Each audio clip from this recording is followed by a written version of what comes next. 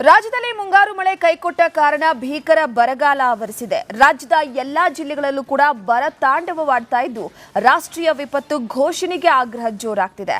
ಹಾಗಾದ್ರೆ ರಾಷ್ಟ್ರೀಯ ವಿಪತ್ತು ಘೋಷಣೆಯಾದ್ರೆ ಏನೆಲ್ಲ ಅನುಕೂಲವಾಗಲಿದೆ, ಈ ಬಗ್ಗೆ ತಜ್ಞರು ಏನಂತಾರೆ, ಈ ಕುರಿತ ಒಂದು ವರದಿ ಇಲ್ಲಿದೆ ನೋಡಿ.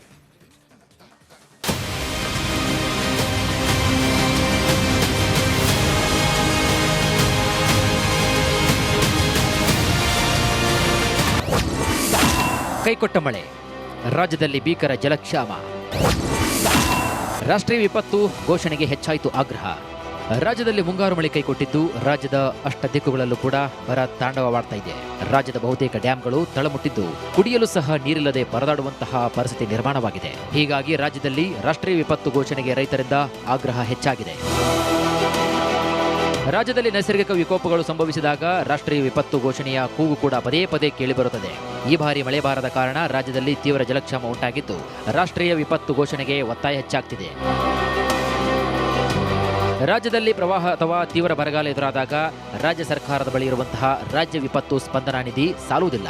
ಇಂತಹ ಸಂದರ್ಭದಲ್ಲಿ ಕೇಂದ್ರ ಸರ್ಕಾರ ಇದನ್ನ ರಾಷ್ಟ್ರೀಯ ವಿಪತ್ತು ಅಂತ ಪರಿಗಣಿಸಿದರೆ ಕರ್ನಾಟಕಕ್ಕೆ ತಕ್ಷಣವೇ NDRF ಅಂದ್ರೆ ರಾಷ್ಟ್ರೀಯ ವಿಪತ್ತು ಸ್ಪಂದನಾ ನಿಧಿಯಿಂದ ಕೋಟ್ಯಾಂತರ ರೂಪಾಯಿ ಹೆಚ್ಚುವರಿ ಹಣಕಾಸಿನ ನೆರವು ಹರಿದು ಬರಲಿದೆ. ಜೊತೆಗೆ ರಕ್ಷಣಾ ಕಾರ್ಯಾಚರಣೆಯಲ್ಲೂ ಕೂಡ ಗಣನೀಯ ಬದಲಾವಣೆಯಾಗುತ್ತದೆ.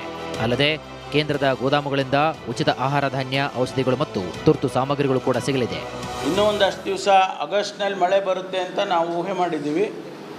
ಮಳೆ ಬರದೇ ಹೋದರೆ ಆಗಸ್ಟ್ನಲ್ಲಿ ಸೆಕೆಂಡ್ ವೀಕ್ವರೆಗೂ ನೋಡ್ತೀವಿ. ಸೆಕೆಂಡ್ ವೀಕ್ನ ನಂತರ ಮಳೆ ಬರದೇ ಹೋದರೆ we will prepare a memorandum and submit it to government of India. ಈಗಾಗಲೇ ಪತ್ರಗಳು ಬರೆದಿದ್ದೇವೆ, ಮುಖ್ಯಮಂತ್ರಿ ಬರೆದಿದ್ದಾರೆ, ನಾನು ಬರೆದಿದ್ದೇನೆ. ಆ ಪತ್ರಗಳಿಗೇನು ಏನು ರೆಸ್ಪಾನ್ಸ್ ಬಂದಿಲ್ಲ.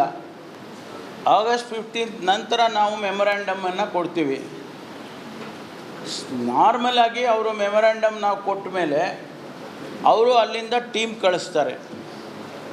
ಆ ಟೀಮ್ ಬಂದು ಎವ್ಯಾಲ್ಯೂಯೇಟ್ ಮಾಡ್ತಾರೆ. ಮಾಡಿ ನಾವು ಕೊಟ್ಟಂಥ ಮೆಮೊರಾಂಡಮ್ಮು ನಾವು 3,000 ಕೋಟಿ ಕೇಳ್ಬೋದು, 5,000 ಕೋಟಿ ಕೇಳ್ಬೋದು. ಅದನ್ನು ಎವ್ಯಾಲ್ಯೂಯೇಟ್ ಮಾಡಿ ಕೇಂದ್ರ ಸರ್ಕಾರ ನಮಗೆ ಹಣ ಕೊಡುತ್ತೆ. ಕಳೆದ ವರ್ಷ ನಮಗೆ ಕೊಡಲಿಲ್ಲ. ಆದರೆ ನಾವು ದೆಹಲಿಗೆ ಹೋಗಿ ಪ್ರತಿಭಟನೆ ಮಾಡಿದೋ, ಕೋರ್ಟಿಗೆ ಹೋದೋ, ಆಮೇಲೆ 3,500 ಕೋಟಿ ರೂಪಾಯಿ ಬಿಡುಗಡೆ ಮಾಡಿದರು. ಅದೇ ರೀತಿ ಈ ಬಾರಿ ನಾವು ಮತ್ತೆ ಸಬ್ಮಿಟ್ ಮಾಡ್ತೀವಿ, ಕೊಡ್ತಾರೆ ಅಂತೇಳಿ ನಾವು ಆಶಾವಾದಿಗಳಾಗಿದ್ದೇವೆ. ರಾಷ್ಟ್ರೀಯ ವಿಪತ್ತು ಎಂದು ಘೋಷಣೆಯಾದಾಗ ಕೇಂದ್ರದಿಂದ ಅನುದಾನ ಬಿಡುಗಡೆ ವೇಗವಾಗುತ್ತದೆ. ಬ್ಯಾಂಕ್ ಸಾಲ ಮರುಪಾವತಿಗೆ ವಿನಾಯಿತಿ ಸಿಗುವುದರಿಂದ ಸಂಕಷ್ಟದಲ್ಲಿರುವಂತಹ ರೈತರು ಮತ್ತು ಸಣ್ಣ ಉದ್ಯಮಿಗಳಿಗೆ ದೊಡ್ಡ ರಿಲೀಫ್ ಸಿಗುತ್ತದೆ. ಜೊತೆಗೆ ಬಡ್ಡಿ ಮನ್ನಾ ಹಾಗೂ ಸಾಲ ಪುನರ್ರಚನೆ ಸೌಲಭ್ಯ ಕೂಡ ಸಿಗುತ್ತದೆ. ಯಾಕೆಂದರೆ ಮಳೆ ಆಗಸ್ಟ್ನಲ್ಲಿ ಬರುತ್ತೆ ಅಂತ ಒಂದು ಹವಾಮಾನ ವರದಿಗಳ ಪ್ರಕಾರ ಇದೆ, ಇಂಡಿಕೇಶನ್ಸ್ ಇದೆ.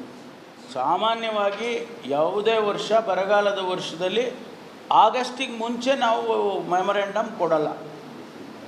ಡಿಲೇ ಆಗಿಲ್ಲ, ಯಾವ ಕಾರಣಕ್ಕೂ ಡಿಲೇ ಆಗಿಲ್ಲ. ನಾವು ಆಗಸ್ಟ್ 15 ನಂತರ ಕಳಿಸ್ತೀವಿ. ತಜ್ಞರ ಅಭಿಪ್ರಾಯದಂತೆ ಯಾವುದೇ ಒಂದು ವಿಕೋಪವನ್ನ ರಾಷ್ಟ್ರೀಯ ವಿಪತ್ತು ಅಂತ ಘೋಷಣೆ ಮಾಡುವುದರಿಂದ ರಾಜ್ಯದ ಆರ್ಥಿಕ ಹೊರೆ 80% ಕಡಿಮೆಯಾಗುತ್ತದೆ. ಸಂಕಷ್ಟದಲ್ಲಿರುವಂತಹ ರಾಜ್ಯಕ್ಕೆ ಕೇಂದ್ರದ ಸಂಪೂರ್ಣ ಶಕ್ತಿ ಮತ್ತು ಸಂಪನ್ಮೂಲಗಳ ಬೆಂಬಲ ಸಿಗುವುದರಿಂದ ಚೇತರಿಕೆ ವೇಗವಾಗಿ ಸಾಧ್ಯವಾಗುತ್ತದೆ.